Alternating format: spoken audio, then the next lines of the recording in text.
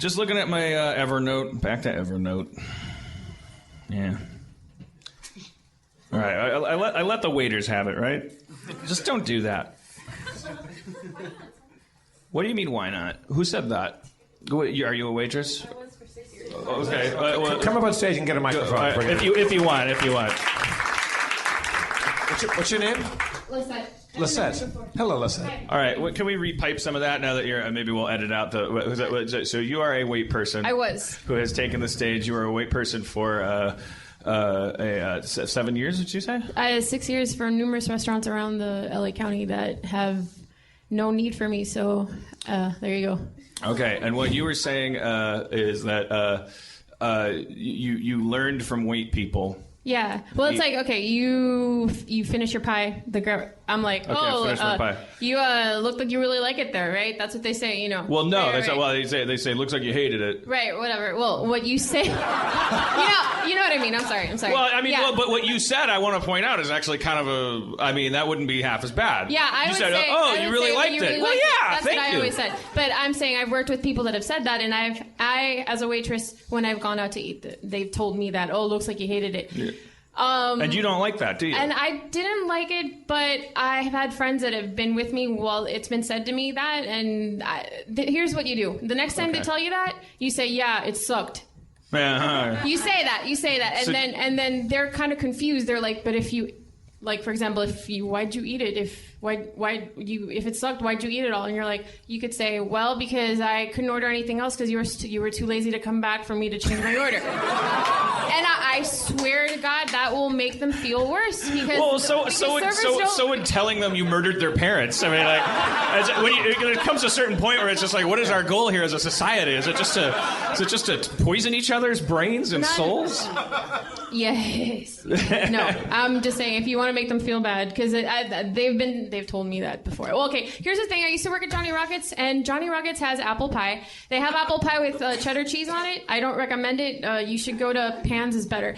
Anyway, you order that, and some people would be like, well, yeah, the pie was too burnt. And I'm like, well, why'd you finish it? And they're like, well, because I was hungry. And then they still, what's even tackier is when they ask for a refund on something that they ate in completion. But if you want to make them feel bad, ask for a refund. You don't necessarily have to get it, but you'll definitely put the server in their place. All right, well, I'm just saying. Lizette, did you work at one of the Johnny Rockets where you had to get up on the counter and sing and dance and stuff? That's Ed DeBevis. Yes, it was yeah. There are Johnny Rockets where if they play YMCA, you have to get up. Or and Respect by Aretha Franklin. Did you have to do that? Oh, it was very no, it wasn't my better day. Can we see a little version of it? No, thank you. No. Well, she just said it was horrible.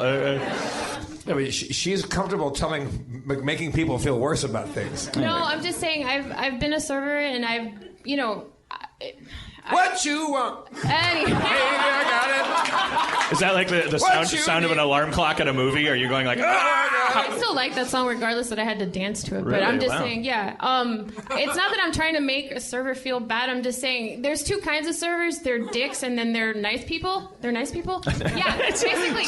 Nice people. Dicks and knife people. I was like, holy shit, nice. this is going to... I said nice. I know. Nice. When you said that, though, I thought, wow. Look, as everyone has gone out to eat in the city, I'm pretty sure we all come across the narcissistic waiter, and then there's, the overtly nice people. I was one of the waitresses that was super nice. That's why I never got fired right away. But you got fired for embezzling later on down the road? No, I once got fired for telling someone that they were inadvertently fat. I didn't mean to. Wait, you said they were inadvertently fat? No, I didn't say that. Well, it's like, okay, so this lady comes in and she orders a chicken pot pie, right? Mm-hmm. But prior to ordering it, her friend's like, oh, she just got wisdom teeth. What do you think about the chicken pot pie? I said, it's too heavy for you. I said that. I was referencing texture, but I wasn't smart enough to say, oh, the texture for that is too heavy for your teeth. I just said, oh, yeah, that's too heavy. So she equates that with, oh, you're calling me fat? She told my manager, I got fired. Wow. So there you go. Holy crap. Yeah. That would be... Was she fat? No, she was okay. She wasn't. She was fat. No, she was a little stocky, but I'm not going to say that. She was a little stocky, but I'm not going to say that. But I'm curious, though, because you said it's too heavy for you. It's the for you that made her go, what did you mean by for you? Well, I should have said, no, the texture of chicken pot pie, we've all had it. It's basically mashed potatoes in a pie. Come on, and peas and chicken. Or but you were shepherd's pie or whatever. You were saying for her. Yeah, why? well, because she just got wisdom teeth surgery. Would you want to eat? That's well, why did you know that? What did you? She said that. Yeah. Did I not say that earlier? Yeah. Oh, okay. Yeah. Sorry. Hey, I'm a terrible interviewer. I was probably thinking about. You're probably only a terrible interviewer because you keep telling yourself that you're a terrible interviewer. During the interviews, yeah, instead of listening. Yeah. Do you ever not interview yourself in the bathtub? You can get better that way. I have no. You're talking about jerking off, right? You interview yourself in your bathtub? I interview myself all the time in the bathtub.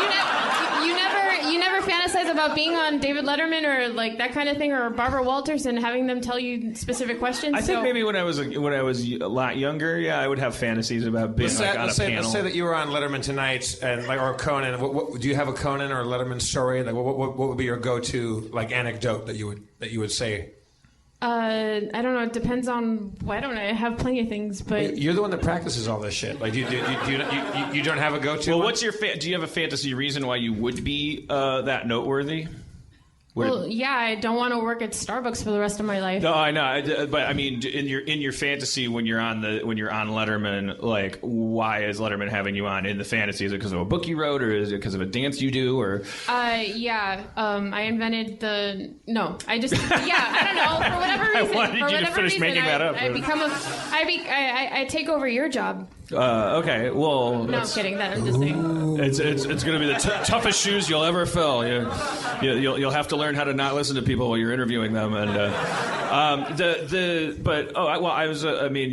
that's interesting to me though, because so you're fantasizing about being on David Letterman, and he's just going, our next guest is Lizette. And let's bring her out. And you're like, hey, and he's like, so that is an amazing dress you're wearing, and like you talk about the dress and you tell some. Well, the interesting thing about it to me is it makes me realize the people that are on Letterman aren't really. They're just plugging a movie, but it's not like they come out and do a scene from it. Well, they just come out and they talk about parking tickets. Well, have you noticed that every interviewer has their different thing? Conan O'Brien lets pretty girls touch his hair. You want to touch his hair, he's like, ugh. Like, he pretends that his hair is like, alive or whatever.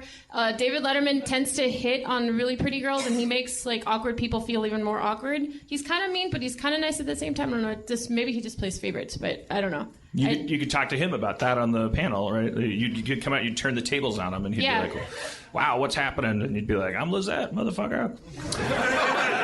All right. Well, thank you, Lizette, for sharing your information. Thank you.